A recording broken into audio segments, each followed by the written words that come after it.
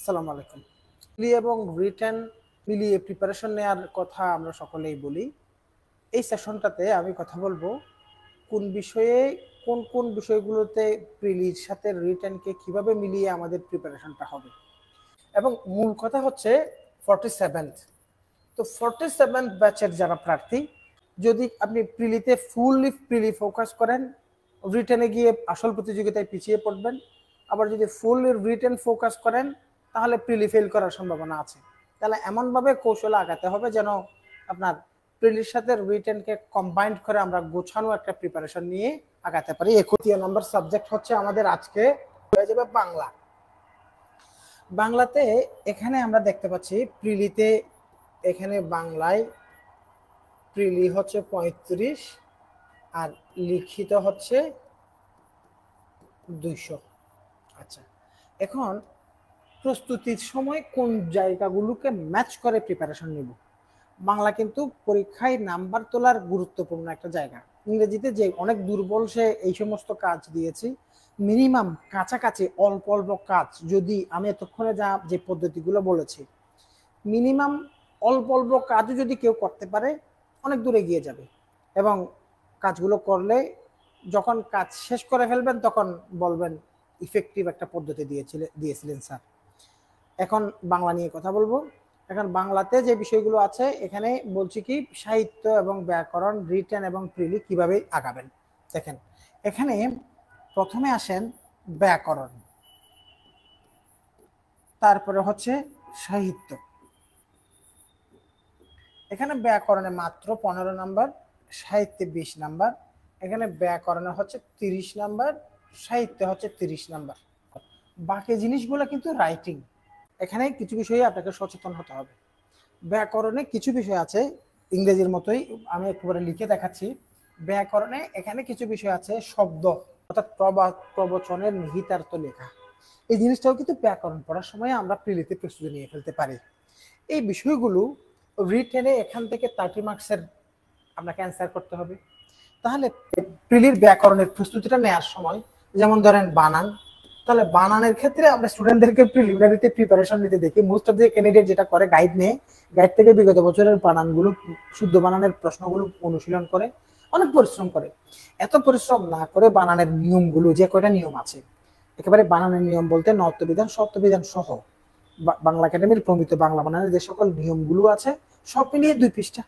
এই 2 পৃষ্ঠা কিন্তু মনে রাখবার জন্য একটু পরিশ্রমের দরকার আছে। তাহলে এই জিনিসগুলোকে এমন ভাবে শিখবেন যেন ওটা পরীক্ষায়, রিটেন পরীক্ষায় এখান থেকে প্রশ্ন আসলে বানান থেকে প্রশ্ন আসবে মাস্ট। বানান থেকে, অর্থাৎ বানান থেকে একেবারে রচনামূলক প্রশ্ন আসতে দেখেছি আমরা। অর্থাৎ তৎসম বানানের 5টি নিয়ম লিখুন উদাহরণ সহ, অতৎসম বানানের 5টি নিয়ম লিখুন উদাহরণ সহ, অথবা কতগুলো শব্দ আসবে শব্দগুলো বানানগুলো শুদ্ধ করে লেখা। আর শুদ্ধিকরণের মধ্যে ব্যাকরণের বিভিন্ন অশুদ্ধি থাকবে, শুদ্ধ করে লিখতে হবে। এই ব্যাপারগুলো কিন্তু প্রিলিতেও আছে। তাহলে এই যে কয়েকটা আইটেম দেখলাম, এই আইটেমগুলো অন্তত একটা কাজ করবেন, প্রিলিমিনারি প্রিপারেশন নেওয়ার সময় রিটেনের বিগত বছরের ব্যাকরণের প্রশ্নগুলো কালেক্ট করবেন, এবং যে কয়টা রিটেনে আসবে ওই কয়টাকে একেবারে লিখে লিখে প্রিপারেশন নেন। একটা প্রয়োজন একটা নোট তৈরি করেন। এখন আমরা অনেকে আছি সমাস থেকে 1 নাম্বার বা 2 নাম্বারের প্রশ্ন আসবে, সমাসের জন্যই আমার 2 সপ্তাহ শেষ। এবার প্রিপারেশন নিলে আপনি আগাতে পারবেন না। প্রিপারেশন হতে হবে অলরাউন্ড, গোছানো। তো সমাস বিষয়টা কিন্তু এখানে চলে আসে, অর্থাৎ আমরা সন্ধি, সমাস, কারক, এই সমস্ত বিষয়গুলো কিন্তু শব্দ গঠনের অন্তর্ভুক্ত। তাহলে পরে রিটেনে পরীক্ষায় লিখতে পারেন, উত্তর করতে পারার মতো করে জিনিসগুলোকে প্রিপারেশন নেবেন। কম কথাই বললাম, অনেক লম্বা না করে।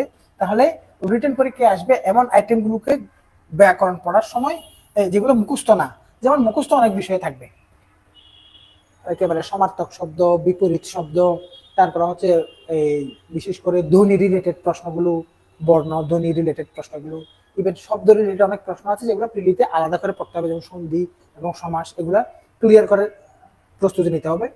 কিন্তু যে সমস্ত জিনিস রিটেনে আসবে, আমি নাম ধরে লিখলাম, এর বাইরে না। এই বিষয়গুলো আলাদা করে একটা আলাদা খাতা নিয়ে নোট করে পড়বেন, যেন এই জিনিসটা প্রিলির আগে রিভাইজ করে এখান থেকে প্রশ্ন আসলে আপনি অ্যান্সার করতে পারবেন, আবার রিটেনেও জিনিসটাকে কাজে লাগাতে পারবেন। সাহিত্যের ক্ষেত্রে সাহিত্যে এখানে 20 নাম্বার, এখানে হচ্ছে 30 নাম্বার। এখানে 30 নাম্বারের যে প্রশ্ন, এই 30 মার্কসের প্রশ্ন কিন্তু আগে আসতো, এমন ভাবে আসছে 10টা প্রশ্ন 3 নাম্বার করে 30 নাম্বার এভাবেও আসতে দেখেছি। আবার গত পরীক্ষায় আমরা দেখেছি 5টা প্রশ্ন 6 নাম্বার করে 30 মার্কস এভাবেও আসছে। এভাবে কিন্তু প্রশ্ন আসলে আসাটা ঝামেলার।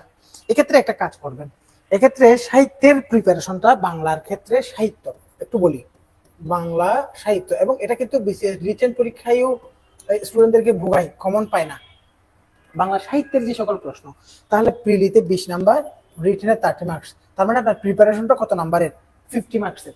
এভাবে আপনাকে চিন্তা করতে হবে। এখানে মোটা দাগে এখানে বিষয় হচ্ছে, দেখেন প্রাচীন যুগ, হ্যাঁ, তারপরে হচ্ছে মধ্যযুগ এবং আধুনিক যুগ।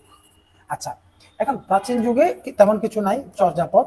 এখন আপনি মুখস্থ, বিগত বছরের এমসিকিউগুলো মুখস্থ করার পাশাপাশি বিষয়টাকে রিটেন পরীক্ষায় চর্যাপদ, যেমন চর্যাপদের ভাষা নিয়ে একটা বিতর্ক আছে, আলো আদারি ভাষা বলা হয়, কেন বলা হয়, এই ধরনের প্রশ্ন রিটেন পরীক্ষায় আসছে।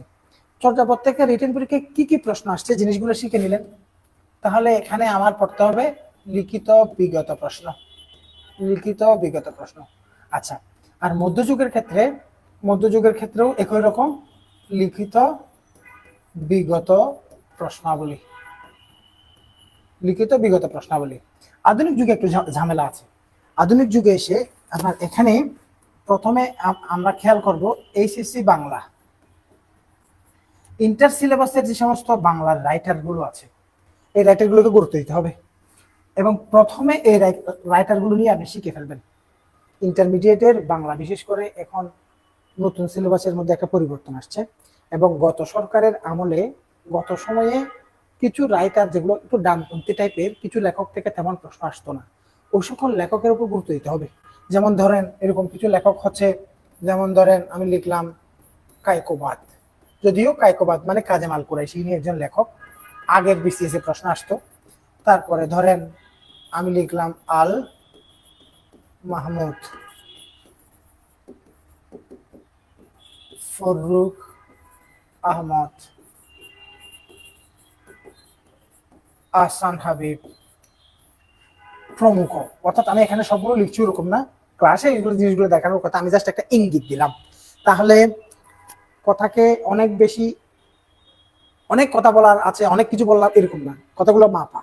এখানে কথা হচ্ছে বাংলা সাহিত্য, বাংলা সাহিত্যের এখানে প্রিলিমিনারিতে এখান থেকে 2 নাম্বার, এখান থেকে 3 নাম্বার, এভাবে কিন্তু একটা বন্টন দেখানো হয়, কিন্তু এটা সবসময় মেনে চলা হয় না। প্রাচীন যুগ, মধ্যযুগ, যেমন মধ্যযুগে রোমান্টিক প্রণয় প্রকার এবং মুসলমানদের অবদানগুলোকে একটু গুরুত্ব দিবেন এই সময়ে এসে, প্রেক্ষাপট বুঝে প্রস্তুতিটা নিতে হবে।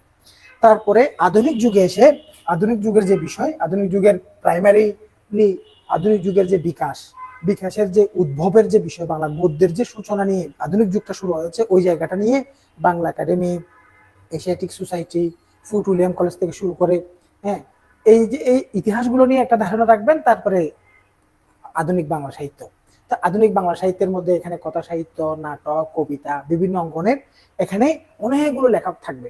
এখন অনেক লেখকের মধ্যে সবসময় এক বহুল প্রচলিত একটা কথা আছে 11 জন। এই 11 জনের মধ্যে কাউকে কম গুরুত্ব দেওয়া যাবে না। 11 জনের মধ্যে কিন্তু এখানে ফররুখ আহমদ, হ্যাঁ, 11 জন লাগবে। পাশাপাশি আমি একটা জিনিস সংযুক্ত করেছি, ওটা হচ্ছে এই ইন্টারমিডিয়েট সিলেবাসের বাংলা লেখকগুলো।